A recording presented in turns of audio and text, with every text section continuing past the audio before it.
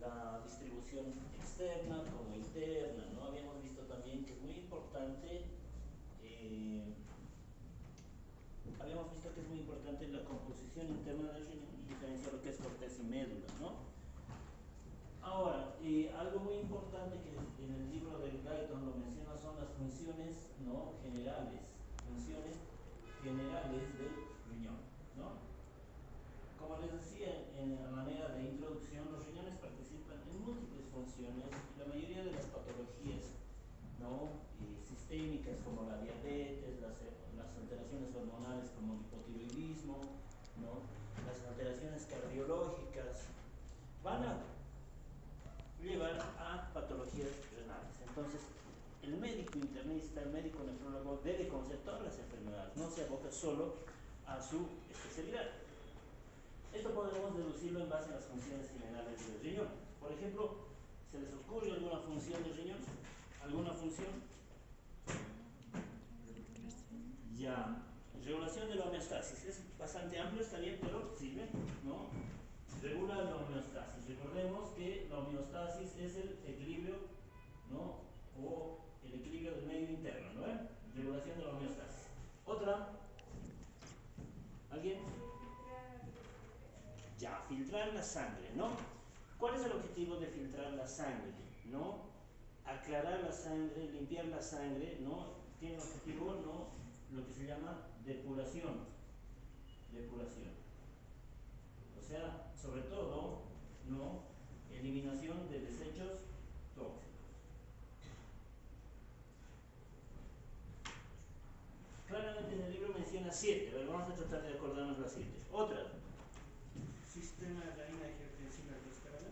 Ya es un mecanismo del sistema de adrenina-angiotensina-aldosterona, pero este va a intervenir, ¿no?, control de la presión arterial. Muy bien. Ojo, la presión arterial tiene 2 hasta 3 mecanismos de control. Tiene un mecanismo a corto plazo y un mecanismo a largo plazo. Como su nombre lo dice, a corto plazo, ¿qué significa? Que es un control inmediato. Y el mecanismo a control a largo plazo es el mecanismo que toma tiempo. ¿En cuál creen que interviene el riñón? El mecanismo a largo plazo. Ahí interviene el sistema renina-angiotensina, ¿no? Otra función. En base a estas funciones, ¿no?, nosotros vamos a poder entender por qué se dan las complicaciones de la enfermedad renal. ¿Qué les decía ayer? Si bien los riñones no dan síntomas al inicio de una enfermedad, cuando la enfermedad está avanzada ya da síntomas o signos. Uno de los principales, ¿cuáles decía? Los pies se hinchan, ¿no? Eso se llama edema.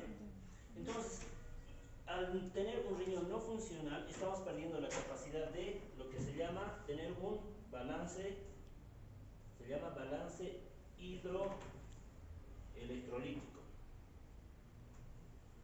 ¿Qué significa un balance? ¿No? Balance significa, ¿no?, el equilibrio entre lo que sucede, lo que ingresa de líquido y lo que sale, ¿no? ¿Cuánto debería orinar una persona promedio? En 24 horas. ¿En 24 horas? No. Imagínense, 300 ml es como una taza. Y un poquito más, o una taza y media. Una taza dicen que tiene 200 ml. ¿Cuánto debería orinar una persona? ¿Cuánto orinas al día? Tú eres estudiante de medicina, todos son aquí estudiantes de medicina. El primer paciente que van a ver ustedes son ustedes mismos. Ya deberían saber por lo menos, ¿no?, algunas cosas. Se dice que una persona promedio adulta debería orinar 1 litro a 1 litro y medio por día, 1 litro a 1 litro y medio de orina por día. Pero obviamente eso también va a variar de acuerdo al peso. Muy bien. ¿Qué pasaría, por ejemplo, si, no, decíamos ayer, ¿no?, si una persona toma bastante agua y está todo el día, ¿no?, sentado? El agua excedente va a ser eliminada a través de los riñones. Eso es balance hídrico, ¿no? Trata de equilibrar entre ingresos y egresos. Cuando una persona está mal de los riñones, pierde esa capacidad de tener un balance hídrico, ¿no? Si hay excedente de agua, estas personas, ¿qué hacen? No la pueden eliminar y empiezan a acumular. Se hincha primero en los pies, en la pancita, llega al corazón, pulmones y derrame, ¿no? Eso. Otro que tiene que ver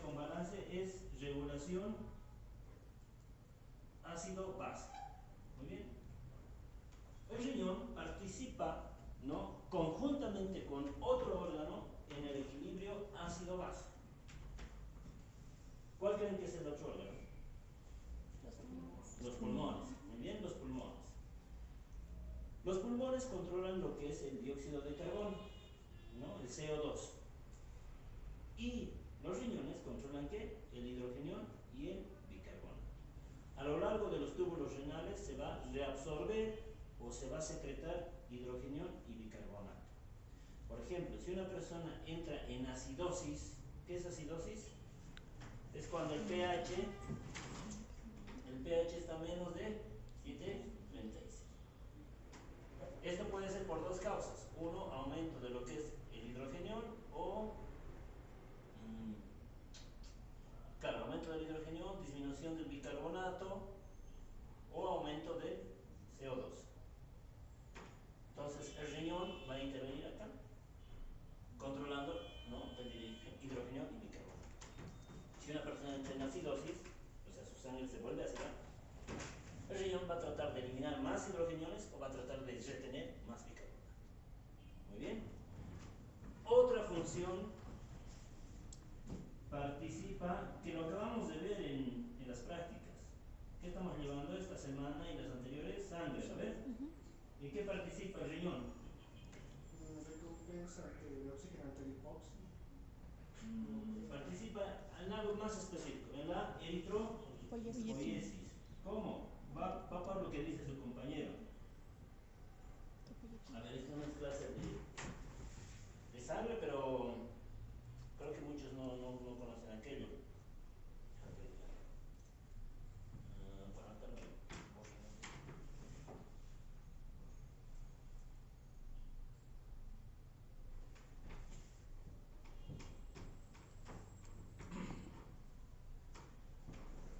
A ver, solo a modo de recordar.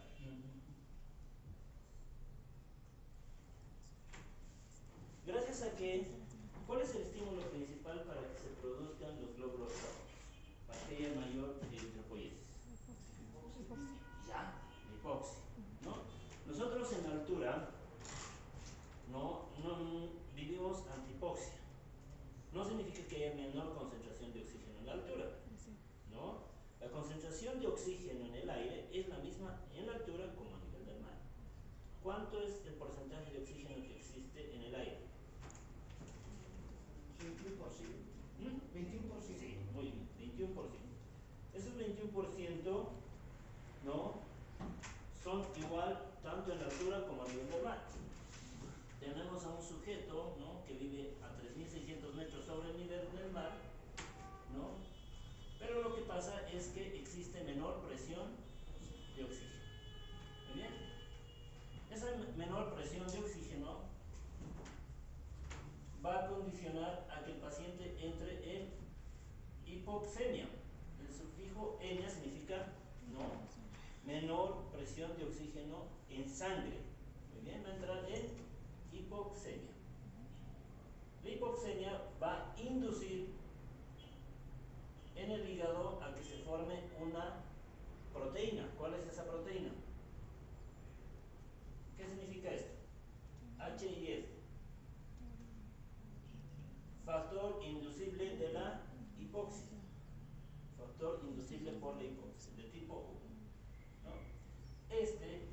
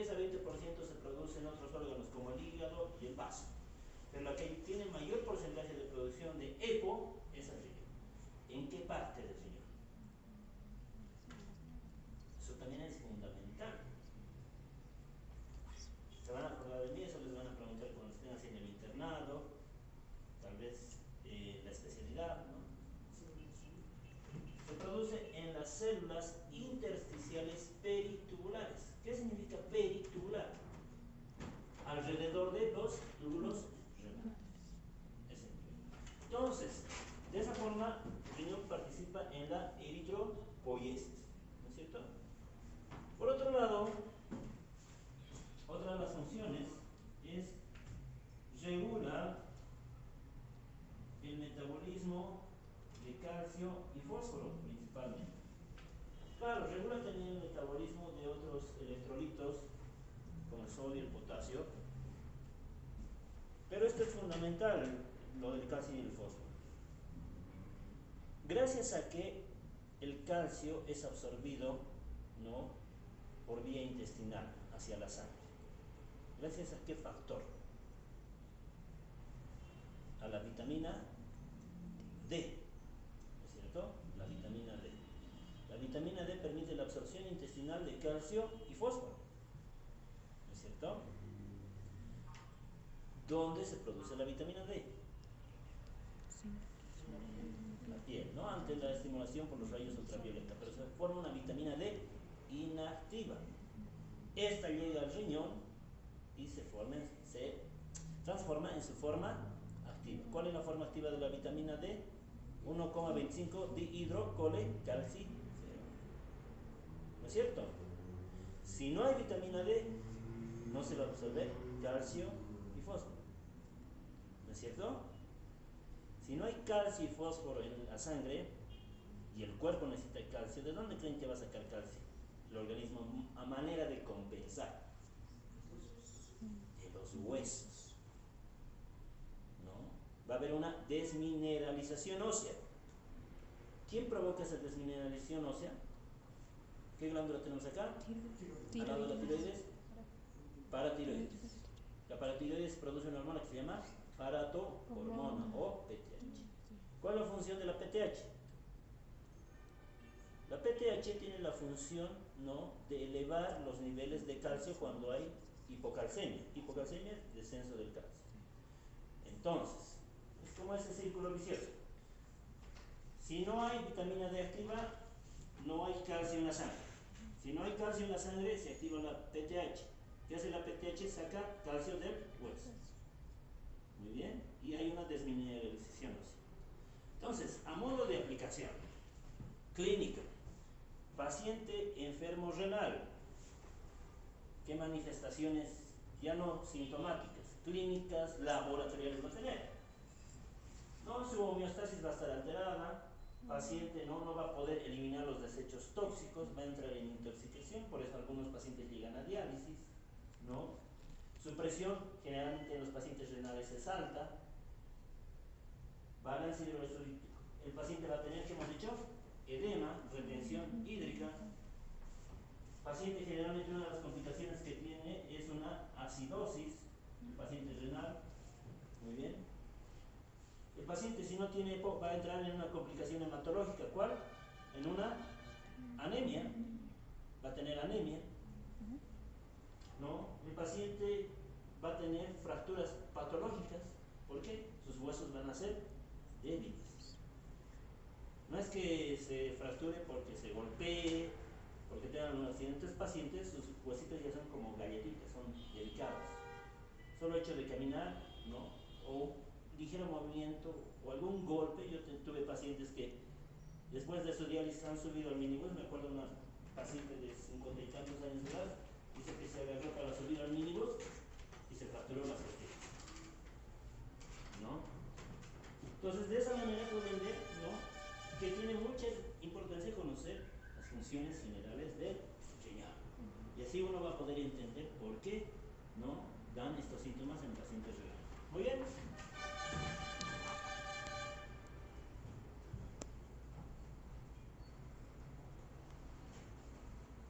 Ok.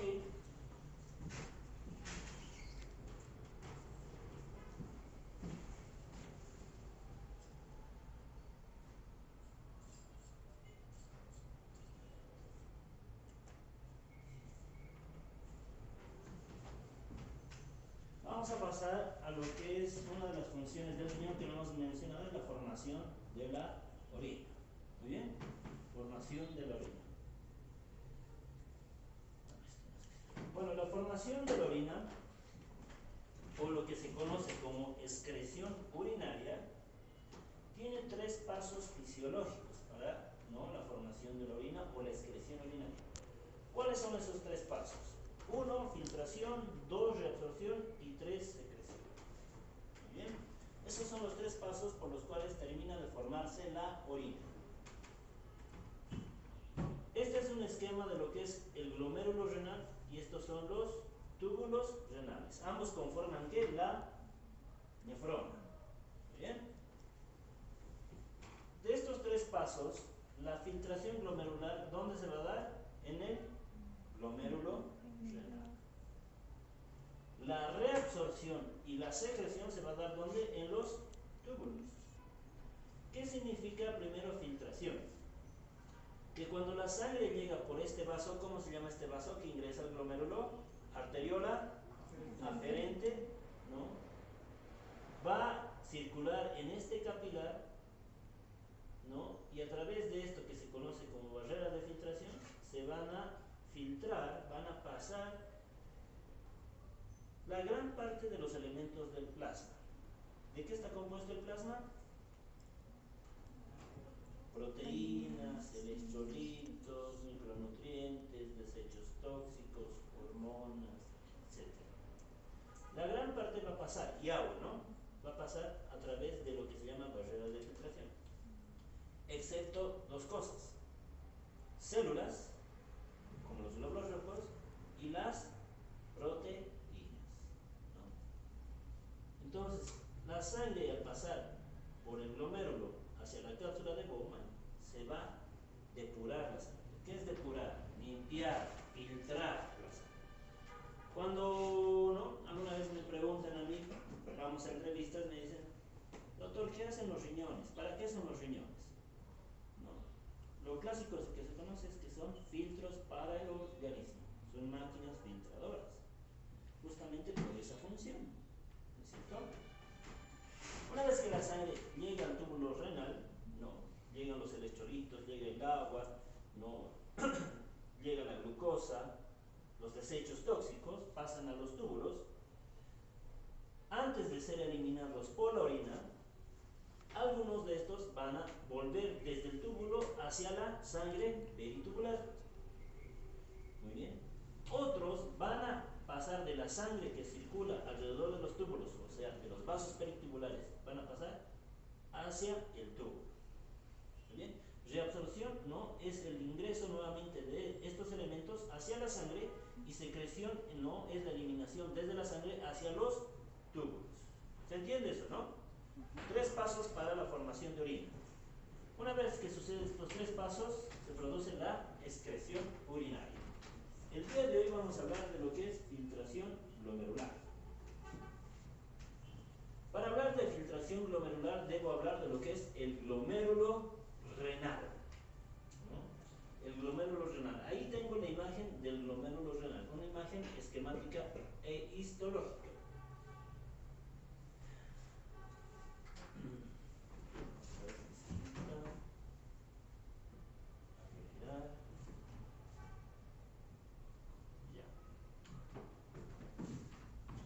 Nosotros hemos debido ver tal vez en textos de histología, ¿no?, que tenemos la arteriola aferente, ¿no?, la arteriola aferente que ingresa al glomérulo.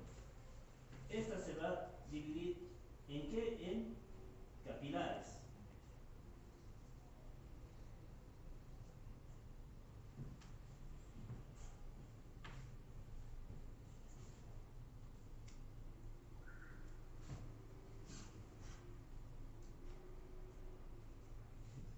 Estos capilares luego van a unirse nuevamente para formar la arteriola.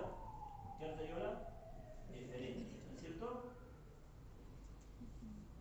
Este es el glomérulo renal, ¿no?, con su arteriola eferente. ¿Y esto qué llegaría a ser? Los capilares.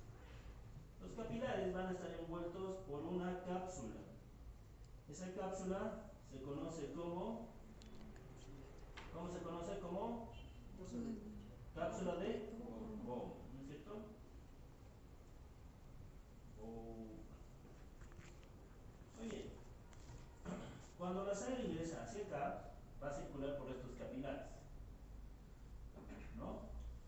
Y esta sangre va a atravesar esto que se llama barrera de filtración para pasar hacia dónde, al espacio de Bowman, ¿no es cierto? Eso es lo que conocemos nosotros esquemáticamente. Es así, de esta manera. Esta es mi arteriola aferente y esta es mi eferente y se unen, ¿no?, los capilares. Todo esto está envuelto por la cápsula de Bowman. Ya. Eso es lo que estamos viendo en este esquema.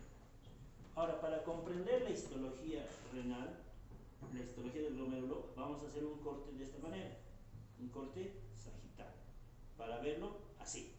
¿Entienden? ¿Me están siguiendo? ¿Lo ven? Ya, ok. Entonces, esa es la imagen que vemos acá.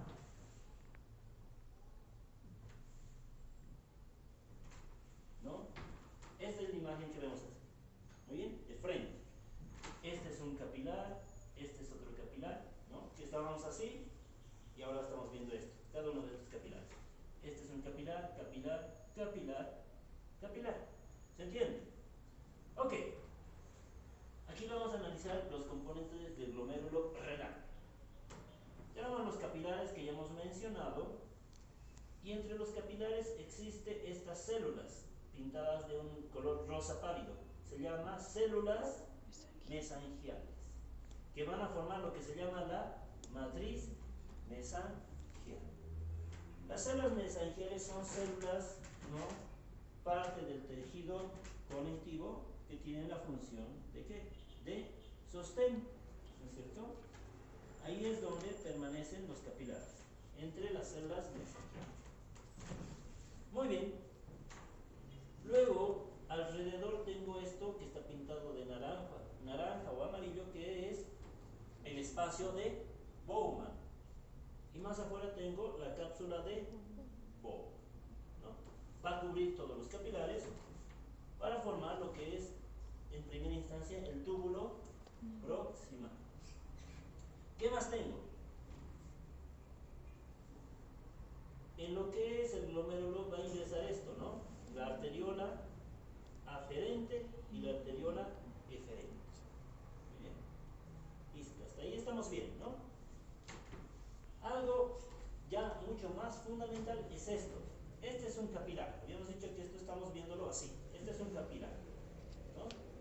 Este vasito, ¿no?, este vasito que vemos acá, este capilar, ¿no?, de forma circular ahora, tiene tres componentes, tres capas. Una capa interna,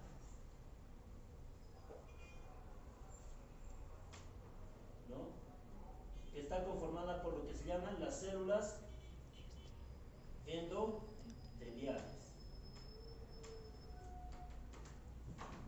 Tiene una capa basal que está formada sobre todo por tejido, por colágeno de tipo 4. Tiene una capa basal que se llama membrana basal glomerular, que está formada por colágeno de tipo 4 principal. Y tiene una capa mucho más externa que está formada por unas células de esta manera.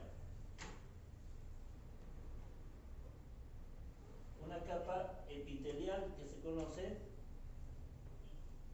que tiene estas prolongaciones a manera de piecitos. ¿Cómo se llama? Los podocitos. Esa es la tercera capa, los podocitos. Muy bien. Aquí tengo, ¿no?, este capilar donde está circulando ¿qué? La sangre. Y la sangre se tiene que filtrar desde este espacio a través de este, ¿no? Tiene que atravesar esas tres capas. Muy bien. ¿Está entendido? Ok.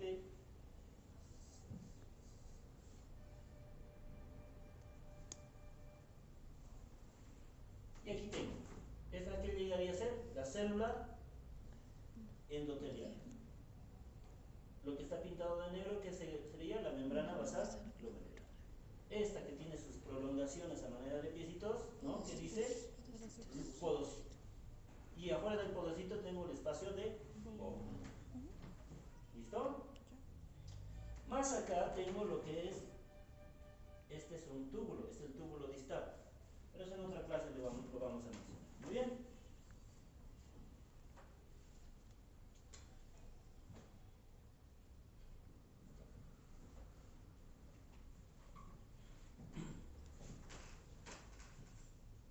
Bueno, la membrana basal glomerular tiene una característica, ¿no? Dice, se encuentra entre la capa endotelial y la epitelial, como ya hemos visto. La endotelial es esto, y la epitelial llega a ser la de los podocitos, muy bien. Tiene un grosor de 240 a 340 nanómetros y está constituida sobre el colágeno tipo 4 y tipo 5, además de glucoproteínas y proteoglucanos como el heparan sulfato. Eso es fundamental debido a que estas proteínas o glucoproteínas en realidad, o glicoproteínas como el heparan sulfato, ¿no?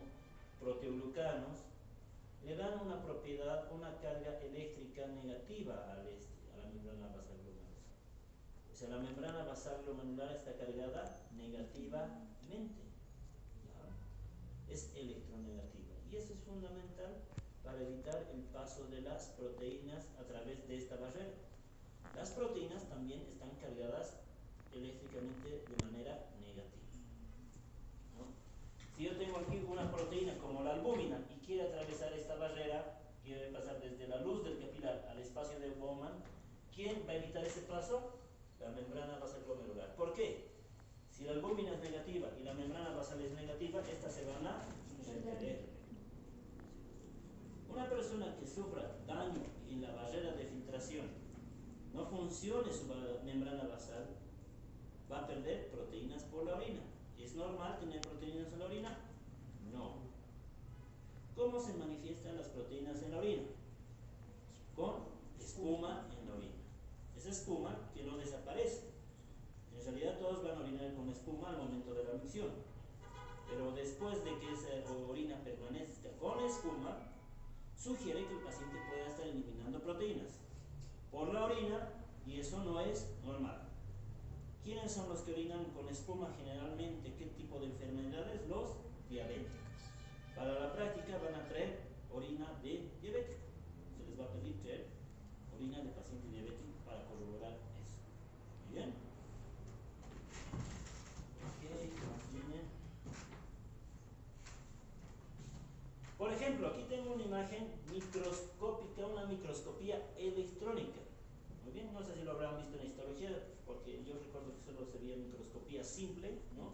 Pero esta es una microscopía electrónica. Aquí tengo un capilar que es RBC, Red Blood Cell, glóbulo rojo, ¿no es cierto? Glóbulo rojo. Entonces, esto llega a ser el capilar. Estas células que vemos acá, donde está apuntando las flechitas, es el endotelio. Inmediatamente debajo del endotelio, esta imagen gris, un poquito más pálida, es la glomerular basal membrana basal glomerular. E inmediatamente debajo de esa que tengo los podocitos. Miren los piecitos de los podocitos, ¿no? Este es el podocito y sus piecitos. ¿Cómo se llaman los piecitos del podocito? Se llaman pedicelos. ¿No es cierto? Pedicelos. ¿Cómo le va a dar? ¿Le pongo aquí? Gracias, Doc. Que esté bien. Gusto de verlo. Hasta luego. Y bueno, entre capilares, ¿no? Tengo lo que es, que hemos dicho, el mesanio, ¿no? Esto tal vez ahorita, si yo les mostraba esto primero, iba a ser medio que abstracto, ¿no? Pero ahora entienden, ¿no es cierto? Saben que esto es fundamental, porque yo en nefrología, la mayoría de las enfermedades, además de diabéticos y hipertensos que veo, son las glomerulopatías. ¿Qué significará glomerulopatía? Enfermedades del glomérulo. ¿Qué enfermedades causan? ¿Cuáles son las causas principales de las glomerulopatías? Las enfermedades autoinmunes. ¿Qué tipo de enfermedad autoinmune conocen? Cáncer. ¿Calcio? Cáncer. No, cáncer es una enfermedad oncológica. VIH. Autoinmune significa que el propio sistema inmunológico está afectando, ¿no? Por alguna alteración en su regulación, está generando daño en alguna parte del organismo. Pueden ser articulaciones, pueden ser piel, pueden ser corazón, y algo que cuando toca el riñón estamos jodidos. Cuando toca el riñón ya esa enfermedad es muy grave. Una principal que se da en las mujeres entre 18 a 40 años de edad, o sea, en edad fértil, ¿cuál es? Lupus. Mujeres, señoritas, ¿a dónde me voy a escuchar? Lupus. El lupus eritematoso sistémico, o conocido como LES, L-E-S, es una enfermedad autoinmune muy frecuente en el medio, a nivel internacional. Esta enfermedad se caracteriza porque hay una sobreproducción de proteínas, de complementos, producción de anticuerpos que van a ir a depositarse en ciertas partes del organismo. Generalmente, ¿no? La presentación clínica más frecuente es que se van a ir a depositar ¿en dónde? En la piel, en las articulaciones. El paciente que va a tener un enrojecimiento malar, o la paciente sobre todo, va a tener dolor articular, eso se conoce como artralgias. Pero cuando la enfermedad es muy grave, ¿qué va a tomar? Riñón. ¿Y cómo me doy cuenta que está tomando riñón? O sea, está afectando riñón. Va a haber compromiso del glomérulo renal. Y si hay compromiso del glomérulo renal, ¿qué síntomas va a tener el paciente? Proteinuria, por ejemplo. ¿Qué es proteinuria? Presencia de proteínas en la orina. Va a tener hematuria. ¿Qué es hematuria? Presencia de sangre en la orina. Este glóbulo rojo no debería pasar la barrera de filtración. Pero cuando está comprometido el glóbulo rojo pasa hacia la orina. Entonces yo veo un paciente de esas características, tienes lupus, muy bien. Veo su examen de orina, tiene proteínas y hematuria. Esta paciente está haciendo una nefropatía lúpica. Pero no se diagnostica así, muchachos. ¿Qué se hace? Se pincha ese riñón, eso se conoce biopsia renal, se toma unas muestras del riñoncito y se manda a otro especialista, a un patólogo. El patólogo hace como en las clases de histología o como van a ver en tercer año en la clase de anatomía patológica, procesa las muestras, hace varias tinciones y lo que busca ver es esto. ¿Qué tanto está dañado la membrana basal, el mesangio, si hay endotelio o no? Entonces, esto es lo que hacemos nosotros realmente en nefrología, biopsias renales. Justamente hoy día les decía ayer, ¿no?, que tengo una paciente monorrena. ¿Qué es monorrena? Que solo tiene un riñón. Ya les digo, la mayoría de acá no debe saber si tiene los dos riñones, háganse una ecografía. Pero esta paciente solo tiene un riñón, ¿no? Y tiene lupus. Lamentablemente su lupus ha sido tan agresivo que el paciente está en diálisis porque ese riñón no responde al tratamiento que le estamos dando. Antes de hacer el tratamiento y todo eso, lo que se recomienda es hacer la biopsia. ¿Pero por qué creen que no hemos hecho la biopsia hasta ahora? Porque solo tiene un riñón. Las complicaciones de la biopsia al funcionar un riñón son simples. Puede haber sangrado, un hematoma es un chichón, por ejemplo, ¿no? Cuando se golpean, se forma un moretón, ese es un hematoma, ¿no? Lo mismo pasa en el riñón, eso solo es este reposo. Pero entre las complicaciones más graves es que cuando pinches, ese hematoma crezca, o sea, se vuelva mucho más grande. El paciente tenga que entrar a cirugía. Si con la cirugía no pueden sacar ese coágulo grande, ¿qué va a pasar? Hacer una nefrectomía, o sea, quitar ese riñón. Ahora, si son dos riñones, pues ya les dije ayer, con un riñón uno puede vivir tranquilamente. Pero si es monorreno, solo tiene un riñón, ¿qué opinan?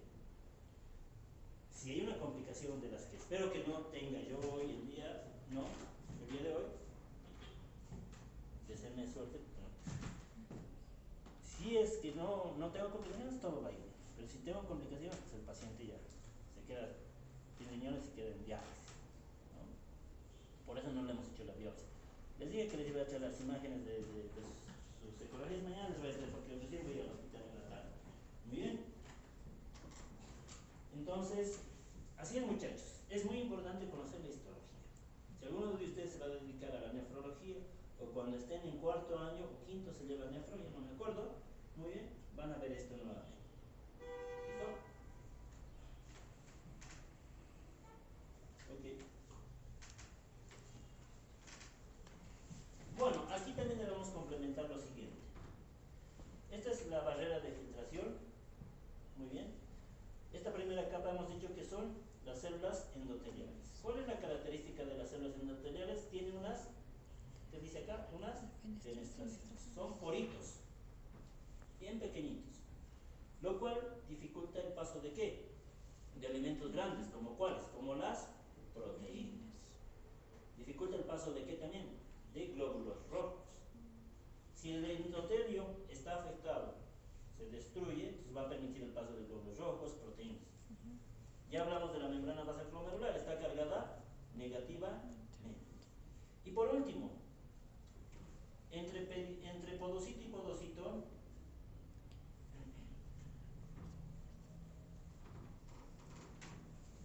ver, nuevamente, esto es la membrana endotelial que tiene esto que se llama fenestraciones. Un glóbulo rojo no va a poder atravesar, la albúmina no va a poder atravesar porque tiene un peso molecular grande. Más abajo de la capa endotelial tenemos lo que es la membrana basal glomerular, ¿no? Que está cargada de, ¿qué hemos dicho? Negativamente, ¿no? Y más abajo tengo lo que se llaman los podocitos, con sus piecitos. Esto, entre pedicelo y pedicelo existe este espacio.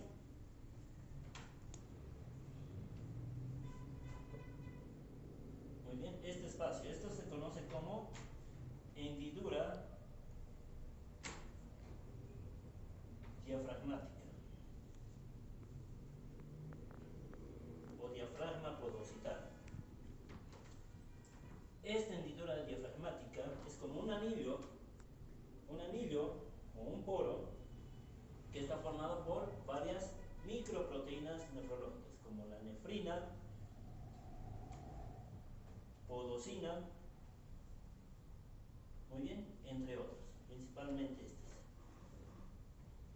Esta nefrina y podocina que conforman lo que es el anillo o la hendidura diafragmática es otra forma de evitar el paso de las proteínas y elementos que no deben pasar la barrera de filtración. Entonces tenemos tres barreras que vencer. ¿Entendido?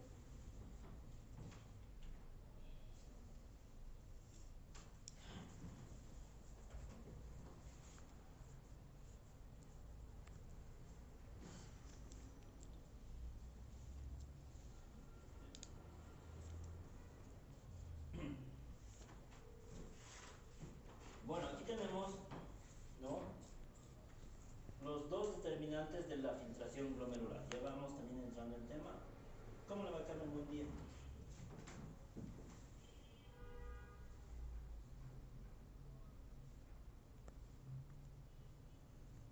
¿Aló?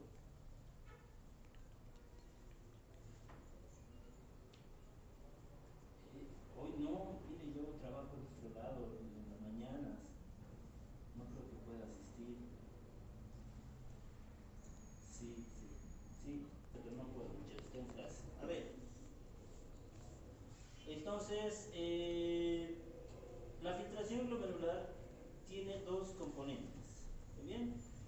Dos determinantes. El filtrado glomerular se genera por lo que es el coeficiente de filtración por la presión neta de filtración. Primero vamos a analizar lo que es el coeficiente de filtración. El coeficiente de filtración representa lo que es la conductibilidad hidráulica y el área de superficie de intercambio del capilar glomerular. ¿A qué se refiere con conductibilidad hidráulica? Conductibilidad hidráulica significa la capacidad del elemento de atravesar esa barrera de filtración dependiente de su solubilidad. ¿Qué significa eso?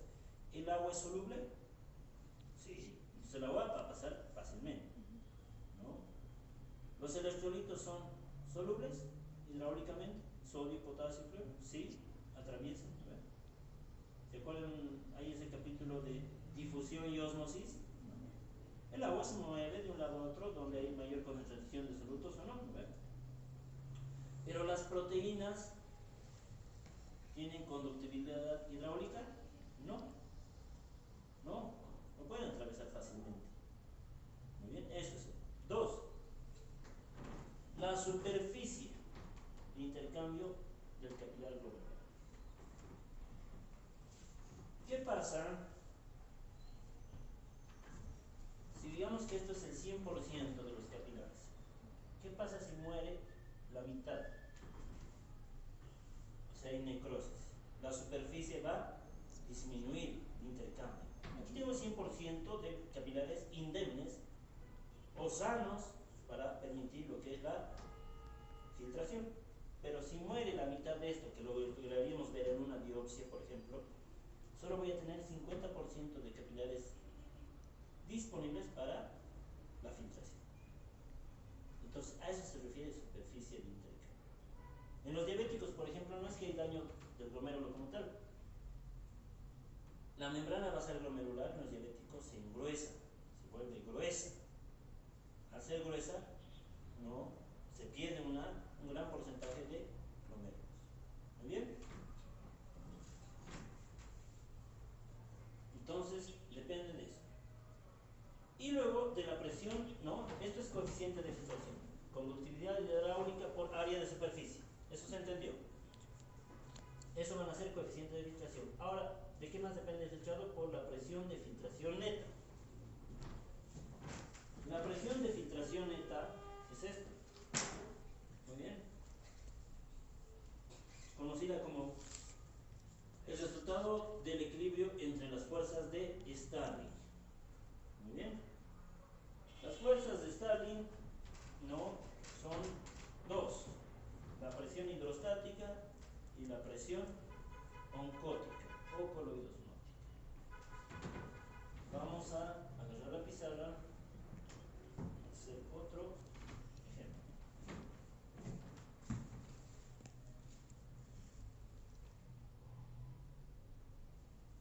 Este es un vaso arterial. Muy bien.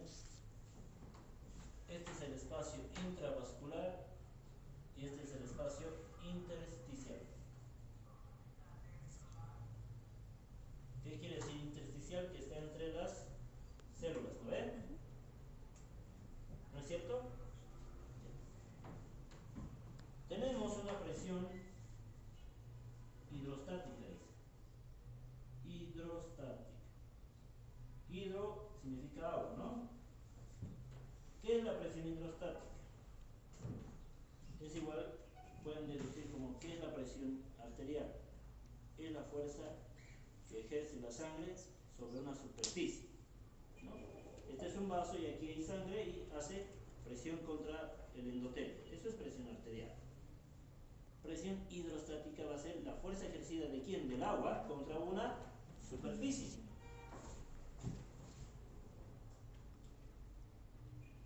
El agua va a tratar de hacer presión sobre la pared para posteriormente salir. ¿Entendido? Eso es presión hidrostática. Salir a este lado o a este lado, pero la cosa es salir del espacio intravascular hacia el espacio intersticial. Luego tengo lo que se conoce como presión oncótica, o también conocida como coloidosmótica. La presión oncótica es la fuerza que ejercen las proteínas, como por ejemplo la albúmina, ¿no? ¿Para qué? La fuerza que ejercen estas, ¿para qué?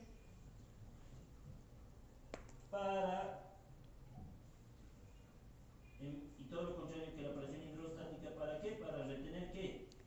Agua. ¿Dentro de dónde? Del espacio intravascular.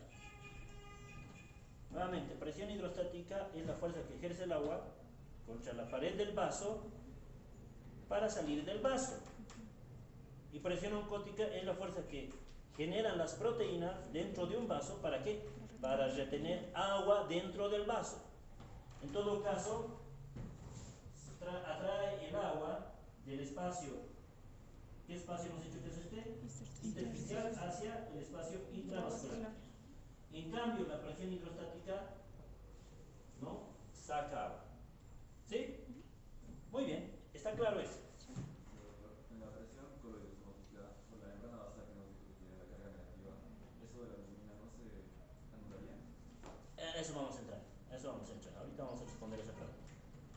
Ahora, yo estoy hablando acá de la presión hidrostática. Va a disculpar mi letra, pero con esto no puedo escribir. Presión hidrostática intravascular.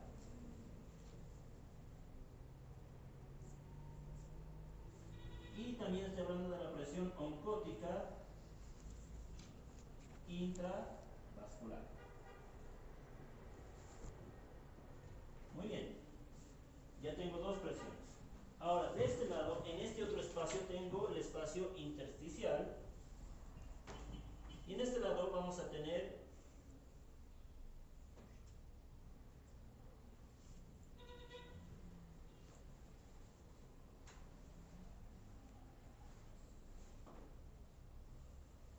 aquí tengo las células, ¿no? En este lado voy a tener el espacio intersticial y acá vamos a tener lo que se conoce como también la presión hidrostática, ¿no? Del espacio intersticial y la presión oncótica del espacio intersticial. Ahora, por deducción, la presión hidrostática del espacio intersticial, ¿qué va a hacer? Hacer que el agua que está en el espacio intersticial vaya hacia dónde? Hacia el vaso, del espacio intersticial hacia el espacio intravascular. Estoy hablando de la presión hidrostática intersticial, ¿no? Y la presión oncótica intersticial va a hacer ¿qué? Retener agua en el espacio intersticial. O sea, atraer agua desde el espacio intravascular hacia el espacio intersticial. La presión hidrostática intersticial mueve agua del espacio intersticial hacia el espacio intravascular. ¿Entendido? Muy bien. Entonces, como ven acá, tengo fuerzas que se oponen, por ejemplo, a la salida del... Tengo fuerzas que se oponen, bueno, que favorecen la salida de agua al espacio intersticial, por ejemplo, esta, ¿cuál más? Y esta. ¿Lo ven? Estas favorecen la salida de agua del espacio intravascular hacia el espacio intersticial. Y las fuerzas que se oponen a esa salida, ¿cuáles son? La presión hidrostática intersticial y la presión oncótica intravascular. ¿Está claro esto? ¿Sí? Sí. Esto necesito que esté claro para que puedan entender la parte de renal. Con eso creo que vamos a cumplir. Aquí estamos. Tengo en este lado el capilar y tengo el espacio de Bowman. Muy bien. Tengo presión hidrostática glomerular, del capilar glomerular, que es como la presión hidrostática intravascular, ¿no? Tengo presión coloidosmótica o oncótica intravascular. Tengo presión hidrostática de la cápsula de Bowman. ¿Qué me falta acá? Presión oncótica de la cápsula de Bowman. Y ahí respondo a tu pregunta. ¿Por qué no hay presión oncótica en la cápsula de Bowman? ¿Por qué? Porque las proteínas no pasan del espacio intravascular al espacio de Bowman, normalmente. ¿Se entiende? 60, 32, 18. Otra vez pizarrita.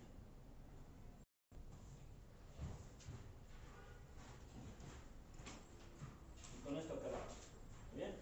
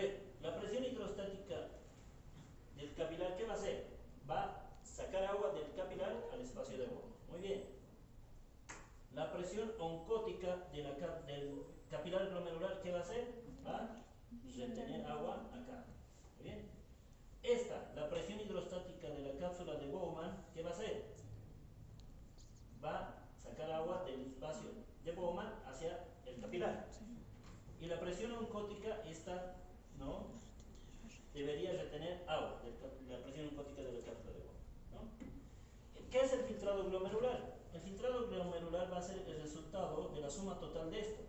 O sea que hemos dicho que es filtrado que la sangre se limpie, no pase de lo que es el capilar hacia el espacio de Bowman. A ver, ¿y cómo se da eso?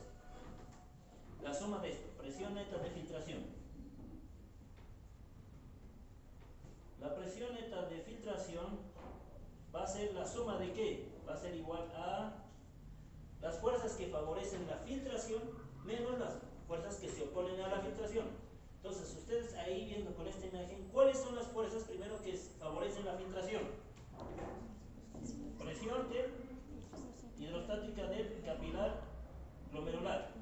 Otra que ayuda a la filtración, ¿cuál llegaría a ser?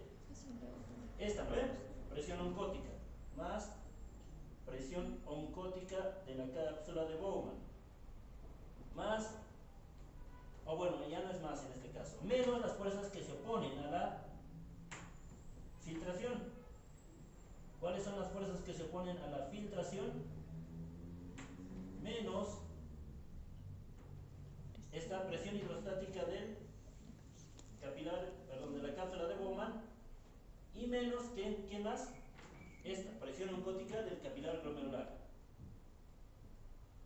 Del capilar glomerular. ¿Muy bien? Esa es la presión neta de filtración. Entonces vamos reemplazando valores. Presión hidrostática dice que vale 60. Presión oncótica de acá 18 y esta 32. ¿Cuánto es la presión hidrostática del capilar glomerular? Más 60. Oh. Muy bien. Luego dice presión oncótica de la cápsula de Bowman, es esto, ¿no ven? ¿Cuánto es la presión oncótica de la cápsula de Bowman? 0. Más 0. Luego dice menos. ¿Menos qué dice? Presión hidrostática de la cápsula de Bowman. Esta. ¿Cuánto es? 32. Y menos presión oncótica del capilar glomerular. Esta, ¿no ven cuánto es? ¿Cuánto da esta suma o este ejercicio? ¿Cuánto da? 60 menos 32 más 28. Más 28 menos 18. ¿Cuánto sería? Más 10. ¿Más 10 qué? Milímetros de mercurio. Quiere decir que esto, que he pintado en amarillo, es de más 10 milímetros de mercurio para que se mueva la sangre desde el capilar hacia la cápsula de Bowman. Muy bien. Tomen una foto si quieren. Y aquí está el resultado. ¿Ves?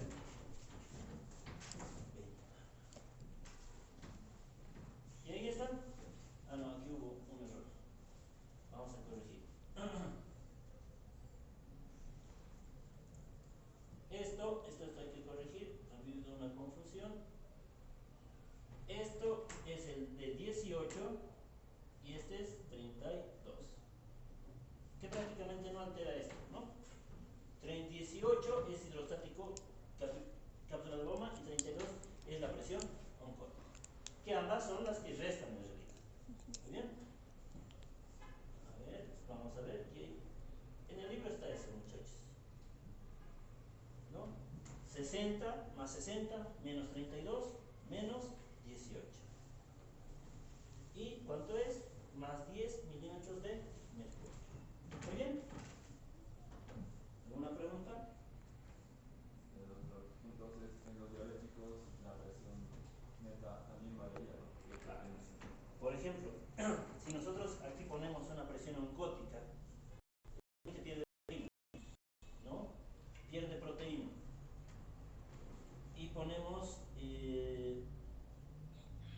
20, por ejemplo, de proteína o de presión oncótica. De más 20, ¿esto cuánto va a ser? 10 más 20 va a ser más 30. El paciente va a empezar a orinar más. En salud pública, ¿qué les enseñan? ¿Cuáles son los signos? Las 3 P's de los diabéticos. Nefropatía, neuropatía. ¿Ah? Nefropatía, ¿Nefropatía? No, las 3 P's. poliuria, Polidipsia. ¿Qué es polidipsia? Aumento de la sed. Polifagia. Y poli. ¿Por qué va a haber poliuria? Porque están perdiendo proteínas por la orina. Aumenta la presión oncótica de la cápsula de Bowman y consecuentemente aumenta la filtración. Por eso hay poliuria. ¿Entendieron? No es nomás aprender así de memoria poliuria, polidipsia. Eso tiene una explicación fisiológica. Ya les digo, bueno, a mis estudiantes igual les digo que solo veo un par. Si recalco que quiero ver a todos los grupos el día de mañana. ¿Dónde están? 1, 2, 3, 4, 5, 6. Todo lo que es fisiología es tan interesante, yo diría maravilloso, porque te ayuda a comprender todo lo que es medicina. No sabían de dónde venía la poliuria, ¿no? Sí, en las ferias de salud dicen, sí, poliuria, poliuria. Aquí está la razón. Ahora van a poder hablar con propiedad y con conocimiento científico. ¿Gracias a qué? A la fisiología. ¿Y gracias a quién? Al doctor Vilca, pues, muchachos. De nada. Gracias. Bueno, mañana continuamos, muchachos. ¿Listo? Dime. ¿A partir de qué peso molecular, a partir de qué peso molecular las moléculas se atraviesan el tablero normalmente? Existe, ¿no? Se dice, el endotelio, por ejemplo, tiene 20 a 40 nanómetros, ¿cómo es? 20 a 40 angstroms de diámetro, y el peso molecular, por ejemplo, va a partir de, estamos hablando de 30 a 40.000 daltons, más o menos. La albúmina tiene 60.000 daltons.